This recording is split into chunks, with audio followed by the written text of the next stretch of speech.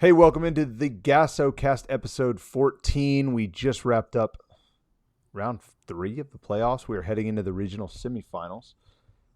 Before we get into that, though, make sure you are following us on Twitter. I'm at GASO Mass, at GASO Blue, and at iFilm Hoopers. And at GASO Linden is back. Got an announcement that at GASO Linden's back. That's a big deal. Let's go. And make sure And you're then following that GASO Tim. I That was about guy's to do going. it. Don't steal my thunder here.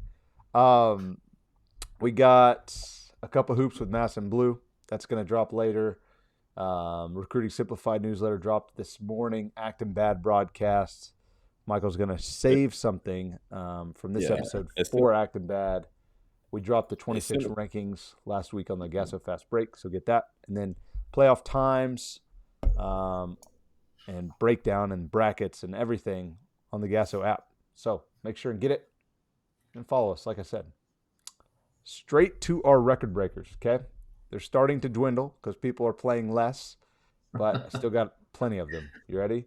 1,000-point scorers: Cameron Garza, San Antonio J; Aiden White, Burke Burnett; Ade Onale, Katie Pato; Caden Edwards, Duncanville; AJ Overstreet from Wiley East. In the 1,500-point club, you've got Jason Scott, Houston Westbury Christian. The 2,000-point club, Josiah Mosley, Round Rock Stony Point. The ever elusive 2,500-point club. We've only announced that. This is the second time. KJ Thomas, Canyon Randall, then some other records. Isaiah golly. Brewington has 100 wins on the varsity at Plano East. Clarence Paye, Daniel Williams, and Cade Dotson have 135 wins on the varsity at Beaumont United. And then David Punch tweeted a picture of the Harker Heights record board. He holds every rebounding record per game, all time, single season. And then he holds the field goal percentage in a season, which was this year somewhere around 58%. And lastly, coach records, Chris Bryburn at Midland Christian got over 300 wins. That was a mouthful. That was a lot of good stuff. Yeah, I'll say looking at that, two names that stand out. Caden Edwards just shows, we know him as a really big bucket. And as a junior, it shows what type of role he was able to play those Duncanville teams as a freshman and sophomore. And I think, if he was anywhere else, he'd probably be scratching that 2,000-point club. But I also think he'll be better for that in college by playing that role he played for Duncanville early on. So shout out to him. And then also Josiah Mosley with 2,000 points. A lot of times it's a guard that is a volume scorer and shooter. So for the fact that a lot of times Josiah has to rely on other people to get him the ball, that just shows what his motor and his energy level have been able to do to get that, because that's a big stat line for a big man. Well said. Well said. Let's hop into the playoffs here. Best game you saw. This can be any round. I think we did all choose round 3 games, and that's okay. Recency bias. Recency bias, yeah. If you played a great game, I'm sorry, but recency bias takes over. So, Michael, I'm going to pass it to you first because you were in the building live last night for one of the matchups that we've touted. Feels like since the playoffs were beginning that we were like circling that one. Like that could be great, and it was. Yeah, so I found myself yesterday, just looked at my location. I'm like, why am I in Buda, Texas? Just randomly. I'm like, I'm in Buda, Texas tonight. But such a blessing to be able to cover this game with Gasso. So it was just a funny, like, kind of full circle moment for me. But another thing is, if I'm going to be in Buda, Texas, I'm there for a show. Buda Johnson wasn't playing. I was at Buda Johnson. Shout out to Sam McKinney and Jackson Vandergaard and them boys. But I was there to see a different show. And that was San Antonio Veterans Memorial versus Leander Rouse. I talked a little bit about it on social media, but this was a game we've had circled. It felt like one of those way too early games that could possibly be a regional final game, but it delivered. I talked about that there was a Houston basketball referee chapter there that let them boys play and get physical from the opening jump. You knew it was going to be a tough man's battle, and it showcased. The stars at the top were JoJo Moore from Leander Rouse, Demarion Dennis from San Antonio Veterans Memorial, and they both set the tone. But just a back and forth game. I think the highest, when the biggest lead is a 7-point and it gets erased within a minute and a half each time, fireworks all around. I said it was going to be the first one to 50. It got into the 60s, but just great performances, high level game. Both teams had players all over the court that really helped their stocks. Devin McLeod had a second quarter that was unbelievable when I thought Leandro Rouse was going to take control.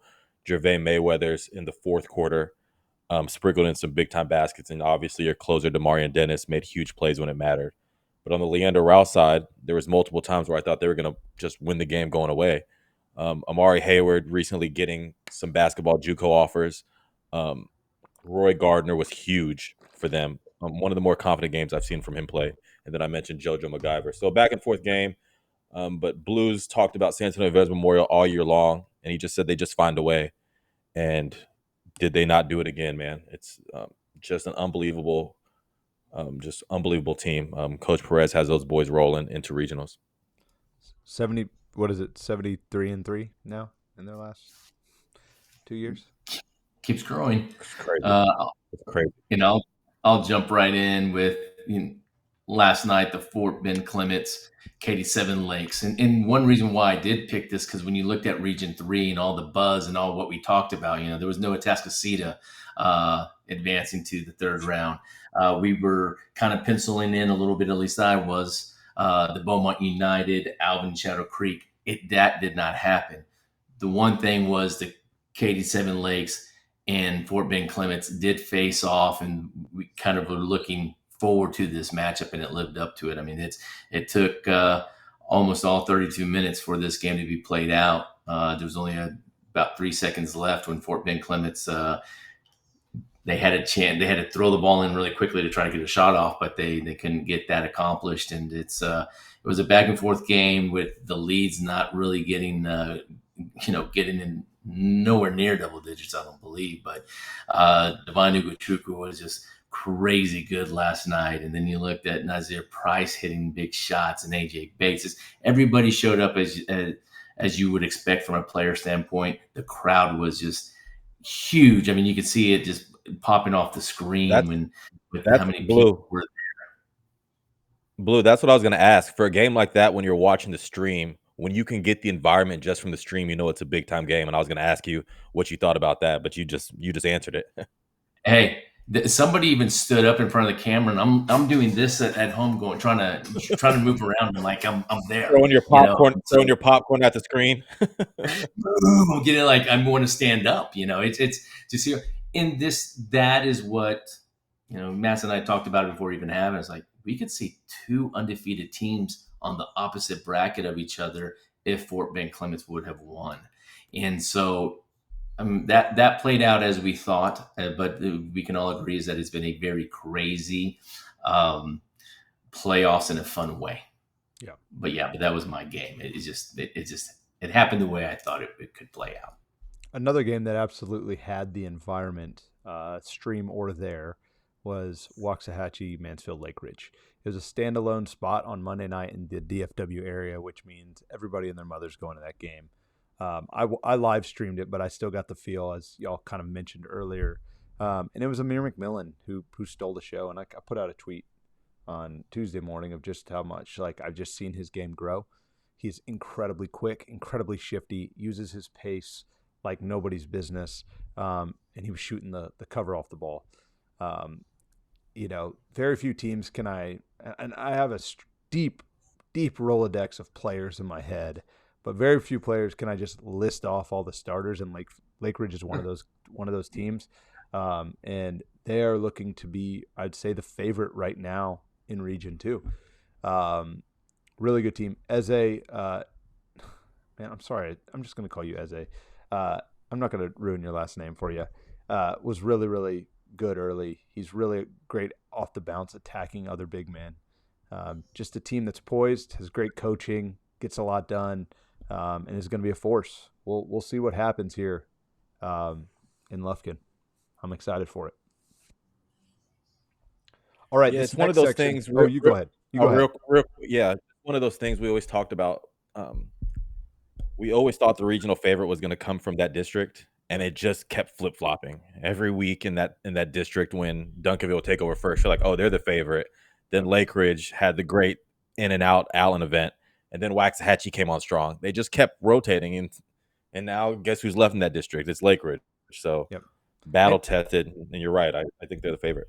Waxahachie also had a lead for the majority of the game, and then Lake Ridge in the fourth just kind of took over and did what they did. But we're going to move on to another segment. We're going to call it Waking People Up. These are kind of these runs where, when you point back across the season, you can point to why they are making the run that they're making, but it maybe was hiding in plain sight a little bit. And I'm gonna tip this one off. Sorry, Sam Lowe, and talk about Aldine Nimitz. Okay, Eric Woods, really good player, coming on so strong right now, averaging 25 a game in his first 3 playoff games. Always been a really good player. And then Tiggy Rito, the coach at Aldine Nimitz, built an absolute gauntlet for the Nimitz. For Aldine Nimitz. They played Beaumont United twice. They played Beaumont Westbrook. They played Brennan. They played New Braunfels. They played Houston Christian. They played Silsbee. They played Pasadena Memorial. They played Klein Kane. They played Klein Oak. They played Cy Creek. I just named 11 of their games, and they're built for it. They're not going to be afraid against anyone. And when you got a guard like Eric Woods and Dominic Samuel as a wingman, and you just walk into there confident. And that's exactly what's happened. In a wide open region, a team is taking control of their destiny, a team that's not afraid. And I'm going to do this one kind of off the cuff here. Region 2, so wide open. Guess how many losses the 4 teams at the regional semis have? 43. That tells you that region is wide open and a team that's battle-tested. Good on you, Coach Rito. Good on you. That you had your boys ready and built for it. I love that storyline. I love watching that team. They eked one out in a bizarre ending with it was just chaos everywhere, as you like to say, Mike. And that team's just making a run. And anything can happen in Region 2. I said Mansfield Lake Ridge is the favorite. Fine.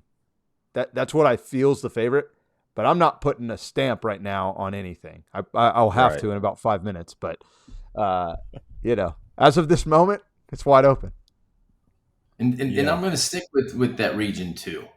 And Michael, you can talk on this. Is that we knew it was wide open. Did we know there was going to be a 4th seed, a 3rd seed? I mean, look at Cy Ranch with Josh Goodwin. And they have really good sophomores. Josh Goodwin, Jacob Williford. Then they have senior leader Chris Tippins. I mean, this team was walking in against a College Park squad that probably way back in November, I was raving about them, of how disciplined they were as a team, how they were executing, and they kept that up throughout the season, and then especially into the playoffs. You thought, well, they can make this run here.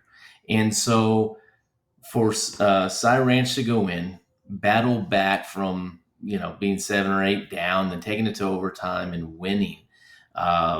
Those kids they're making a name for themselves in the playoffs. Playoffs in the UIL platform is one of the biggest.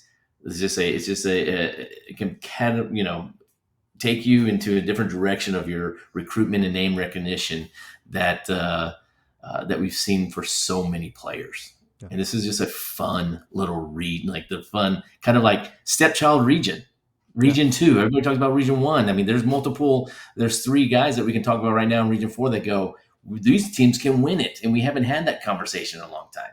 Yeah. Region 3 was packed. So these guys are quietly just putting together their own storylines. Every game's close too. It's wild. I agree. I'll finish this segment here. So late fall, early winter, Hudson Gulliner of Rockwall goes down for Rockwall. 6'8" interior force, and it kind of shifts the identity of who Rockwall is. But then emerges some dudes that took on bigger roles and took them on very quickly in Devon Turner, Corbin Brown. Their district, they finished the district playing against the other top 2 teams in the district in Rockwall Heath and Mesquite Horn, and got some bad luck in the way it all fell and went to a 3rd seed. But they still played the last couple of games very hard, and they were kind of battle-tested. But now they're rolling. And there's an emerging next-gen superstar statewide named Mason Shepard, who just called game last night. The fact that you have your freshman calling ISO to win the game tells you all you need to know, and you don't want to bet against anybody that has a freshman like that. But I think credit to somebody like Devon Turner that was like, I'm going to go be your steady scoring leader night in, night out. And I think the emergence of Mason Shepard allows both of those guys to play their best brand of basketball right now. There's not as much pressure. Corbin Brown is a freak athlete. He's I mean, awesome. all you need to do is walk. All you need to do is walk in and watch him dunk between his legs at warmups, and the way he slashes in at 6'5", 6'6", coast to coast. It's just one of those things we talk about in every podcast I talk about. Every single round that you advance in the playoffs, you become more dangerous. So I don't care about records. I don't care about who's a seed where. But Rockwall has something special right now, and I mean, you just better watch out because the basket looks like the ocean right now, and that team's rolling. And yeah, so shout out to them, third seed in that district, and still playing some basketball. So, all right, looming but quiet. These are teams that like we knew were going to have theirs run, but everybody's always looking for the new and the sexy and the. I'm just here to tell you, like, don't forget about these teams because they're not getting the coverage everyone else is, and they're not making waves because their games are like the only boring games because they're just smacking people right now. Yeah, I think we talked about that earlier, or I said on my Acting Bad broadcast. I forget what the segment was. Oh, when acting bad goes wrong, there's some teams that early on you're like, oh, we're excited to see y'all, but then you just start blowing them out. So you just are like, okay, we'll just go cover somebody else because y'all keep handling business. Yeah. So they almost get a bad draw. And the team that you're about to name right here, is kind of like, all right, we know that you're supposed to be doing this, so we're going to pivot away from you. But now we're round 4 of the playoffs, and you're still there doing your thing. So let's circle back. Yeah, Lancaster. I saw them. I saw them at the Mansfield event, and they're awesome. They play fast. They can shoot. They're tough inside with Dylan Batee, and they're deep. A lot of guards, and Coach Douglas has been there, done that.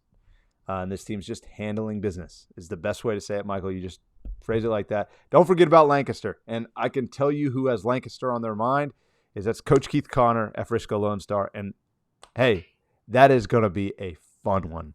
I probably can't get into Garland, but I'm probably going to try and watch. I have a pending media credential to Garland ISD right now. It says pending. I'm waiting for that thing to say approved, so we'll see. Fort Knox. Yeah. Hey, San Antonio, Brennan, we've knocked on their door many a time by saying how quiet the media has been about them. Is it because we just expected this? I think partly. I remember being at the Pasadena Invitational to tip off the season of tournaments back in November, and they were without Kingston. But that's when you can kind of see how they were still had their identity even without him on the court. Yeah. And as we just moved along, they had to play their schedule that was in front of them. They backed down any kind of competition that they had to step onto the court with, and they just have completed their opponents and all these victories. And it's just, I think it's because it's expected. I don't know. When you look at the Duncanville story, we didn't know what we were going to get this year with the Duncanville. So it was a little bit fresher. It was maybe a little bit sexier, like you said, Mass. But these guys that we're talking about here is that they're just going about their business. But there's one right here coming up with Timmons, who was I've said it all along.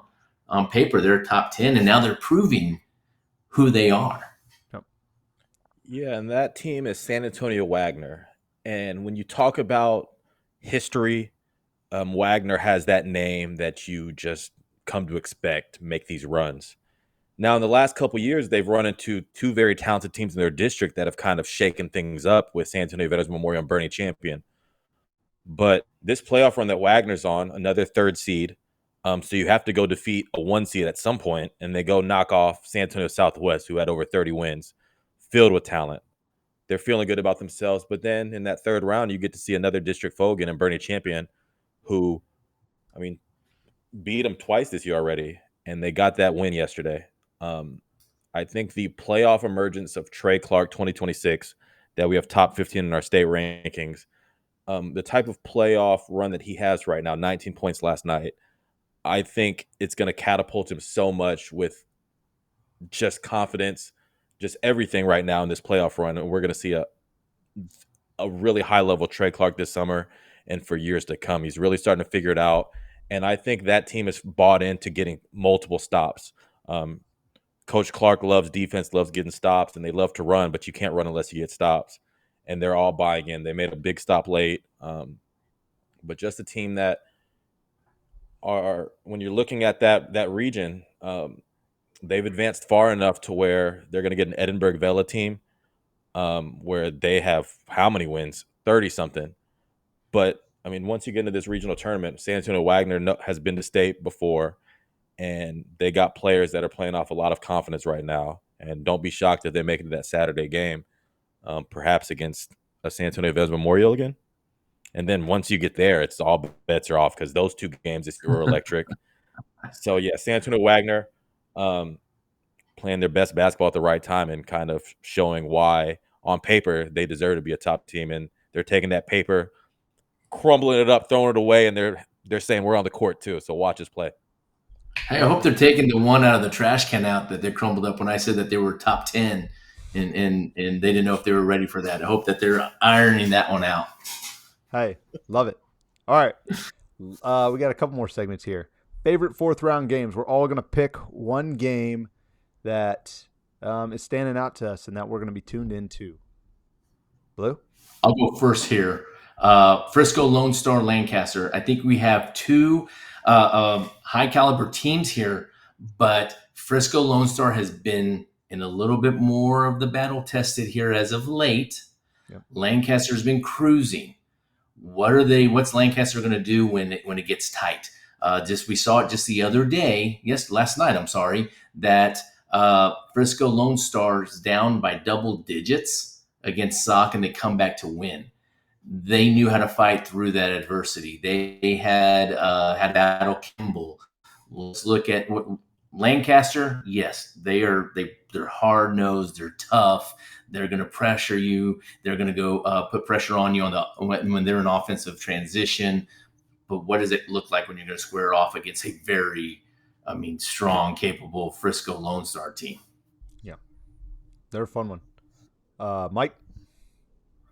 Yeah, for me, Keller versus Louisville. It feels like both those teams were just like when playoffs started, they're just kind of like, well, we're done kind of talking about y'all. When Brooks Bar went down, we're like, oh, that's going to really hurt their upside. But I'll say this: we talked about it in the office. That Keller team we saw at our fall GASO, without Brooks Bar, run through everybody. Left our fall GASO was one of the more impressive teams. They played with Brooks before. And last night, they showed that they weren't new to this. They were true to this. Ramirez had one of the best performances of the year. And those guys, the coaching staff has the confidence. Those players have the confidence. And now they get to regionals with, Brooks Bar still hurt. But those kids are playing with a lot of confidence. And then Louisville, another team where every time you want to talk about Louisville, then they would run up to Plano East, get beat. Like, okay, well, I guess they're just kind of capped. But now they've been in dogfights, and the senior leadership's really starting to show there. Landon Brown and Rakai Crawford right there are kind of just being dudes for them. And just it feels like Louisville's just there playing one game at a time, not looking ahead, just playing with what game's there. And you're going to wake up and be in the regional tournament like they are. So this matchup is very intriguing. Two teams that I guess if you want to, from the media standpoint, have a new breath of life. Like it's time for us to wake up and be like, okay, they're here, regardless of what we thought. So it's a very intriguing matchup where I think both teams have just locked in and been like, we don't care what anybody's saying. We're going to play who's ever in front of us, and we'll see how the chips fall. Well, this last one was a tough choice because either way, we're leaving out somebody. We're leaving out somebody crazy. Katy Seven Lakes versus Beaumont United or Round Rock Stony Point versus San Antonio Brennan. I chose Round Rock Stony Point versus San Antonio Brennan. Just a rematch of last year. I know for a fact Stony Point has had this circled. And as you said, Michael, like this is one of those games. It's just too early. Like this could have been a state championship game. Like it's just too early. And it's unfortunate that the entire state is not going to see a game like this play out. But in the same vein, we're here. So there's nothing you can do about it. Stony Point has to go through Brennan. just based off of last year, and it is going to be fireworks. And I know Coach Thompson's hearing what I'm saying. They're a championship caliber team along with San Antonio Brennan. So it's kind of just it's time, and I cannot wait to see. I'm gonna be sitting that game is gonna have my full attention. I'm not gonna stream other games. I'm watching that game. That's the one. That's Honestly, the one. that's just the one. We talk about the third round matchup yesterday that should have been a regional final. No, this fourth round matchup should be a state final. Yeah. I mean, fireworks. It's good enough. All right. Now to our updated region winners. The good news is here, Blue. Okay. Yes. Mike's going to give his original picks and his updates on his Acting Bad broadcast. But me and Blue, we're not fraidy cats, so we're going to talk about it here right now. It looked real bleak when I lost to Tascasita and I lost Duncanville real early. But the other 6 are holding strong. Blue, is that the same for you? You know what? We had the same in the 6A. So no, I mean, I'm gonna make some little changes here too. I mean, it's okay. Well, we both have 6 still left. Okay. And mine, I'm just gonna go ahead and say it. El Paso Chapin in Region 1 5A. I'm sticking with Chapin, even though Amarillo terrifies me. Lancaster, Region 2 5A. I think Lone Star can win it. I think the Colony can win it. Dude, Longview, like, are you kidding me? They could win it. It still feels a little wide open. Colleen Ellison, I'm sticking with. San Antonio Vets, I'm sticking with. In 6A, this is where it gets interesting. Plano East, obviously, you can't really go against them right now. What they did to Allen's pretty impressive. Region 2, I'm going to go with Mansfield Lake Ridge in all the chaos. I'm just going to go with what I've seen them 3 times this year. I feel confident in them as a total group. And like I said, they're one of the few teams that I can name all 5 starters, and I could go 6-7 deep. Region 3, lost to Tascasita, and I'm kicking myself. Why didn't I just pick Beaumont United? Like, I have all this logic of like, oh, they've been there, they've done that, blah, blah, blah. But I didn't pick Beaumont United. And Beaumont United is a team that definitely needs to be picked. So I'm changing. My Region 3 pick is now Beaumont United, and then I'm sticking with Brennan. Although I know for a fact I could be wrong about any of those. So sticking on it. Chapin, Lancaster, Colleen Ellison, San Antonio Vets, Plano East, Mansfield Lake Ridge, Beaumont United, San Antonio Brennan. Blue, you go. You could be wrong. I was wrong. Like it's. I'm going to throw some darts here at the board because why not? Because that's what we should have been doing all along, right? Probably. Throw all 128 teams in a hat and pick one out. Chapin, I'm changing it to Amarillo. I'm going to tell you why. What happened yesterday in a 30-29 win over Amarillo Paladero?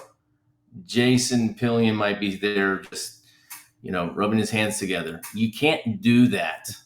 You can't be missing shots against an Amarillo team where 2 of their studs go for 43 points combined. Watch out. Region 2, Lancaster, I'm flipping that to Frisco Lone Star. I've seen so much from Frisco Lone Star that they've had to face that adversity, and I think it counts for a lot here. It does, and I'm going to be glued to. You're going to be watching that the Round Rock Sunny Point. I'm going to be glued to this one because I might be wrong, but I wanted to see it all play out. Love it. Coach Douglas, I love you. Colleen Ellison, I'm sticking with Colleen Ellison. Vets Memorial, that's been our number 1 team. I'm sticking with them. There's a Steve Perez effect here that down 7, fine, we're going to hold the ball for a couple minutes and make you guards, and then we're going to go score, and then we're going to win the game. Whatever. 6A, Plano East, sticking with them. Wow. Just wow on what they've been able to accomplish. I went from, obviously, Duncanville's no more. Cy Ranch. You know why? Why not? Why not? Atascocita, I'm Katie Seven Lakes. And then Brennan, let's stick with Brennan here. Fireworks. You can catch Mike's on Acting Bad broadcast. Thank you for being a We just follower. My of- act, figure it out, man. yeah, my active bad broadcast. By the way, my active bad broadcast turned to a comedy podcast with how bad my takes are over there. It's just like I'll record it, and if I don't get it out before the game start, everything I say on there is just so wrong. So if Hey. you want comedy, The beauty of it is it's so like early in like your development, you can just kind of make it like a bad take show. true. wow. I can go any direction possible. I No, thought it's you were great. acting It's bad great. when you were Tune in. recording in the car. Tune in to Mike's Acting Bad broadcast. It's fantastic. And then like a cup of hoops. We're just cranking out the content. Today we pushed back filming today like 7 times for poor Michael. Just because we're slammed over here. We're trying to get out stuff on Twitter, on all these channels, but we appreciate you being a follower. Head to the GASO Extra next. So if you're not a subscriber, tough cookies. But if you are, come join the team. GASO Fast Break. We'll see you next time.